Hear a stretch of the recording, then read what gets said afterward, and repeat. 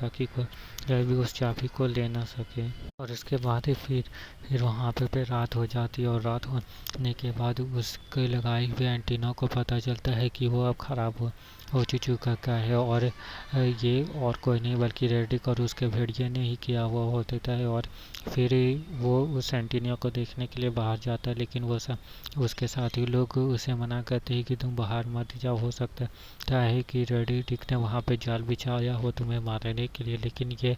नहीं मानता है और बाहर चला जाता है। और होता भी ऐसे सही है, वहाँ पे जाल बिछा हुआ था जिससे कि उसके दो साथी थे मर जाते हैं, और रेडिक किसी और को भी खींच करके बाहर ले जा रहा होता है। और एंड में फिर सारे के सारे साथी मारे रह जाते हैं, और फिर वो अपने ये दूसरे आए हुए स्पेसशिप वालों से मदद मांगता है, लेकिन जबकि उसने पहले ही डील कर लिया था कि कोई भी किसी के काम में टांग नहीं अड़ाएगा, और इसीलिए वो उसके काम में टांग नहीं अड़ाता है। फिर वो उसके हेडक्वार्टर जाता है उससे मदद मांगने के लिए, लेकिन वो वहाँ पे उसे मदद करने से मना कर दे देता है, लेकिन वो उन सारे लोगों के साथ ही बदतमीजी करने लगता है। तो वहाँ पे खड़ी एक लड़की उसे एक मुक्का मारती है। उसके बाद फिर उसका कैप्टन ये कहता है कि ठीक है, मैं तुम्हारी मदद करूँगा, लेकिन तुम्हें सबसे पहले रेडी को हमें एक दिन के लिए देना होगा, उसके बाद फिर तुम्हें उसके साथ जो कुछ भी करना है वो तुम कर सकते हो। और यहाँ पे हम ये चीज़ समझ सकते हैं कि ये भी उसकी चाल ही थी रेडिक को पकड़ने की। उसके बाद फिर ये बाहर जाता है और रेडिक के भेड़िए को देख कर के उसके ऊपर एक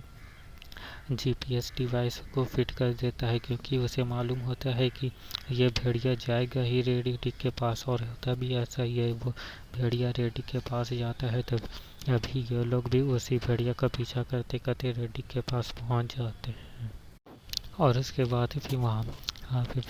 रेडिक के गुफा के अंदर रह रहा होता है, और उसी के एक साथी को वहाँ पे बांध करके रखा हुआ होता है, जिसमें बहुत सारे करंट्स उसे लग रहे होते हैं, और रेडिक यहाँ पे कहीं पे भी नहीं होता है। जिसके बाद फिर ये सारे लोगों को समझ में आता है कि रेडिक उसी स्पेसशिप में पहुँच गया है, और वहाँ पे जाकर करके वो सारे नोट्स को चुरा करके वहाँ से वो वापस अपने प्लेनेट भाग जाएगा। जिसके बाद फिर ये लोग तुरंत ही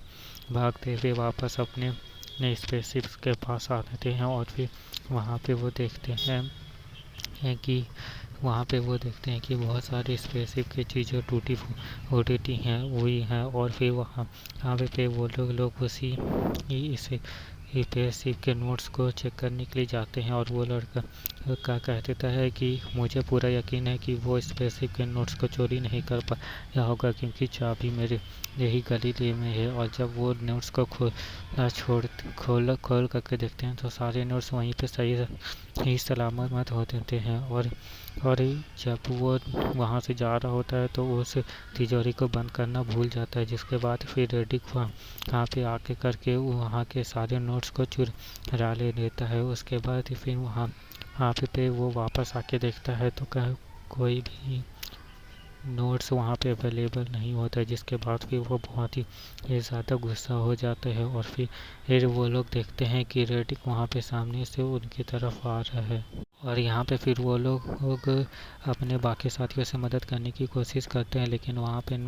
मौसम ख़राब होने की वजह से किसी की भी अपने साथियों के साथ बात नहीं हो पाती। उसके बाद फिर वो लोग वहाँ पे देखते हैं कि रेडिक सीधा उनके सामने से ही उनके पास आ रहा है, और वो अपने हथियारों को फेंक करके उनके सामने आते हैं और कह देता है कि तुम मुझे एक स्पेसशिप देख दो और बाकी मैं सारे नोट्स को ले लो। और देखो, तुम्हें ये फैसला करने का बहुत ही कम टाइम है, क्योंकि यहाँ पे थोड़ी देर में ही बारिश होने वाली है, और बारिश होने से क्या होगा वो हम मूवी में आगे देखेंगे। जिसके बाद फिर वो वहाँ से जा रहा होता है, जिसके बाद फिर एक साथी उसके ऊपर हमला करने की कोशिश करता है, लेकिन तभी एक भेड़िया उसके ऊपर हमला कर उसी का भेड़िया उसके ऊपर हमला करके उसे जख्मी कर देता है। इसके बाद तो फिर वो अपने भेड़िए का हिफाजत करने के लिए वापस उसी जगह पे आता है जहाँ पे ये उसमें से एक साथी उसके ऊपर बेहोशी का इंजेक्शन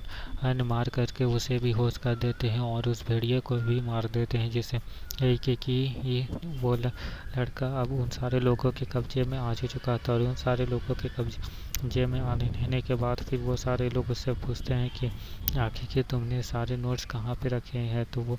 उन नोट्स के बारे में कुछ नहीं बता देता है और ज़बरदस्ती पूछने भी वो कुछ नहीं कह देता है। और फिर उसमें से एक साथी आकर के उससे पूछता है कि आखिर मेरा बेटा कहाँ है, क्योंकि जो वो लोग इसे यहाँ पे छोड़ करके मारने के लिए आए थे उसमें उसका एक बेटा भी था। लेकिन वो उसके बेटे के बारे में कुछ नहीं बोलता है और बोलता है कि ये तुम ही सोचो कि आखिर तुम्हारा बेटा कहाँ पे होगा। जिसके बाद फिर वो बहुत ही गुस्सा हो जाता है और उस दूसरे इंसान को बोलता है कि तुम इसका सर काट सकते हो। जिसके बाद फिर वो इसका सर काटने के लिए आता है, लेकिन तभी वहाँ पे बारिश होने लगती है और बारिश होने की वजह से ज़मीन के सारे क्रिएचर जिंदा होकर करके उन सारे लोगों के ऊपर हमला करने लगते हैं और ये सारे लोग भी उनसे लड़ने लगते हैं। और साथ में उन सारे क्रिएचर्स ने उनके 2 लोगों को भी